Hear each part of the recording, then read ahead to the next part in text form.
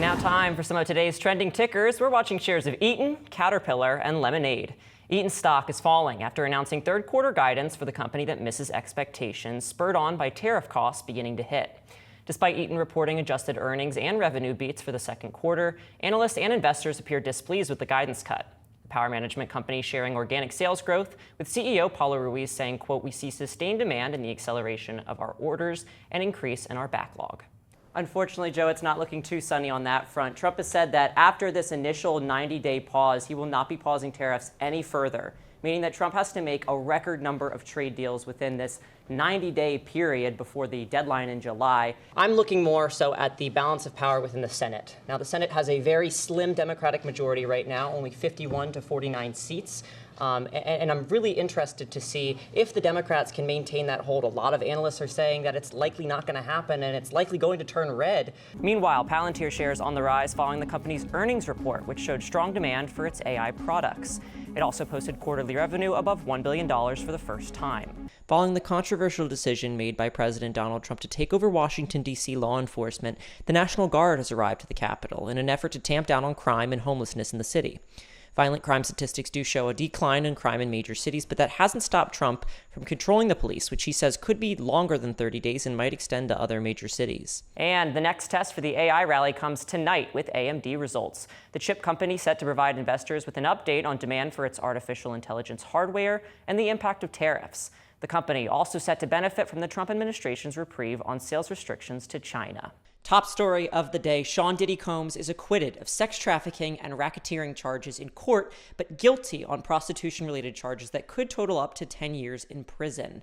Lawyers for Combs likely will request he not face any prison sentence following a 9-month stay in an NYC detention center, while prosecutors will likely push for a lengthy stay over his violent behaviors. And finally, insurance provider Lemonade surprising investors with Q2 results, including a beat on revenue and a quarterly loss of 60 cents per share. In a letter to shareholders, the company ascribes the better-than-expected quarter to acceleration in growth, underwriting performance, and expense management. The insurer also raising revenue for the remainder of the year, spurred on by reinsurance renewal and reiterating EBITDA outlook. California Governor Gavin Newsom is suing Fox News, saying the media organization knowingly published false information about a call the governor held with President Trump around the time of the deployment of National Guard members in Los Angeles. San Francisco Federal Reserve Bank President Mary Daly voicing her support for rate cuts later this year, saying she supported the choice to hold rates where they are in July, but telling Reuters, quote, "I can't wait forever." In his first 100 days in office, Trump has worked on major changes, namely his culling of the federal government bureaucracy, crackdowns on immigration, and DEI criticisms. However, nothing stands out more than his economic policy. Last Tuesday, Trump celebrated these 100 days at a rally in Michigan, where the economy took center stage. They all want to come back to Michigan and build cars again. You know why? Because of our tax and tariff policy. The same day as that Michigan rally, Trump signed an executive order offering a relaxation of his 25% tariffs on automobiles and auto parts. According to some analyses, Trump's tariffs could raise automotive prices and reduce sales, as well as hurt U.S. production worldwide.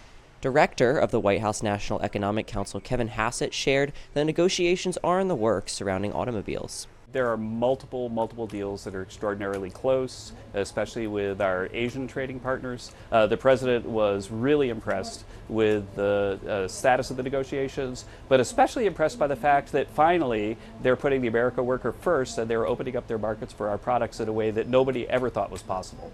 In spite of this relief, U.S. consumer sentiment is at an all-time low, citing the potential impacts of tariffs on U.S. markets. The Conference Board reported a 7.9-point decrease in their Consumer Confidence Index, and U.S. economic growth has shrunk by 0.3% in the first quarter. Almost all of Long Island's 179 fire departments rely on volunteer firefighters to protect their communities. However, the number of volunteers signing up since 2001 has dropped dramatically. A 2023 Newsday report found that between 2001 and 2023, Nassau County has seen a decline of more than 4,000 volunteer firefighters. One of Uniondale's fire commissioners, Fitzroy Morgan, tells me there's a number of factors reducing recruitment. You have volunteers who sometimes relocate to other towns or other states due to financial situation. You'll have people taking on 2 or 3 jobs, which they don't have the time to volunteer.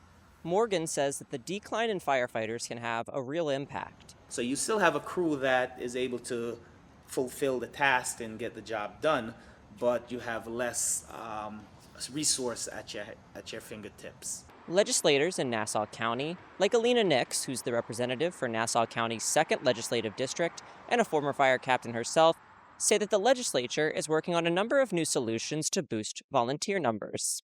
The incentive is, one, housing, I think, first and foremost, but also maybe increasing the tax credit that we can give first responders. Eligible volunteers can see up to a 10% reduction in property taxes and $200 or $400 in income tax exemptions depending on filing status. But financial incentives aren't the only reason to join the force. One of the most selfless thing to do is to volunteer, especially in the fire department, fire service. You're giving back to your community. Reporting in Uniondale, I'm Camryn Bowden. One of Long Island's most beloved traditions is back for another year, drawing in crowds of thousands to shop at artisan businesses, listen to local bands, and you guessed it, slurp up the salty sweet oysters that give this festival its name. The town of Oyster Bay released a statement sharing that for the 2nd year in a row, quote, we're putting the local oyster back in Oyster Fest, sharing the town is, quote, thrilled that over a dozen Long Island oyster farmers are participating in this year's festival.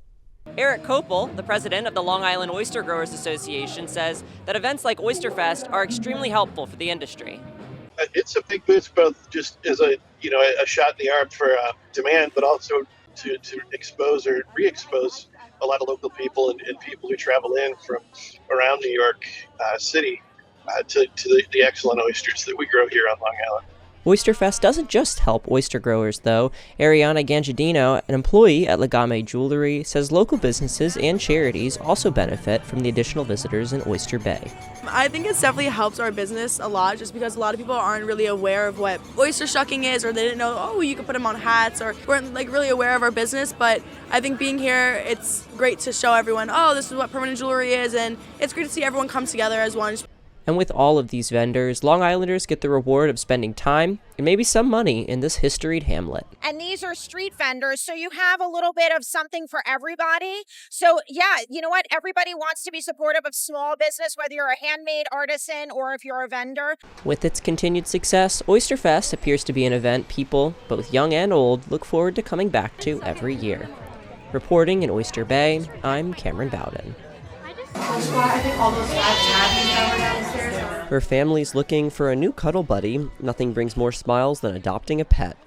Year-round, the Animal Care Centers of NYC, the largest nonprofit animal shelter network in the city, host pop-up events across the city to bring together prospective parents with new companions. Volunteers at the Animal Care Centers of New York say that there's nothing better than adopting an animal.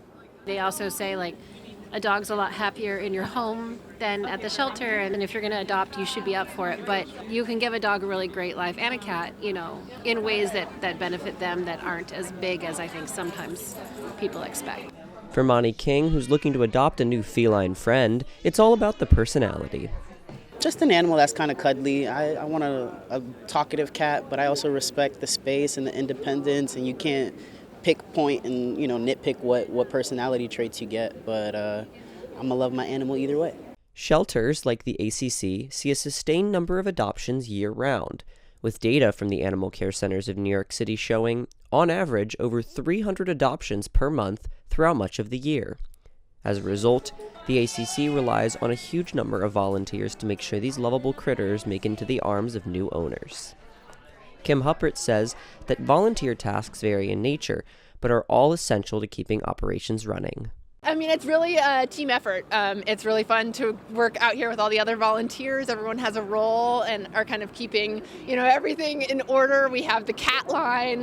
The dogs are all out socializing with prospective adopters. Reporting in Brooklyn, I'm Camryn Bowden.